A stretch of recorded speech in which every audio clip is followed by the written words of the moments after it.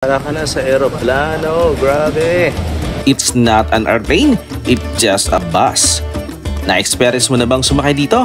And for today's video, ay ipapakita ko sa inyo ang Lazy Boy ng Cherry Bus.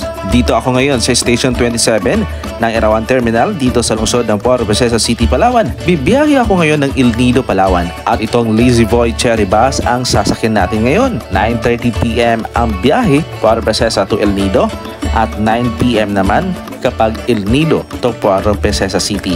Dahil maaga nga ako nakarating ng terminal, I have a chance na makakuha ng video sa loob. 650 pesos ang pamasahe dito at pwedeng mag-book sa pamagitan ng kanilang website or Facebook page. Aircon, check. My CR, check. My CCTV, check. My TV at music pa, check na check. At syempre, ang pinaka nagustuhan ko dito ay pwedeng humiga sa kanilang upuan. Kaya komportable ang biyahe mo. May speed limit din ang takbo ng bus, kaya siguradong safe ang biyahe mo.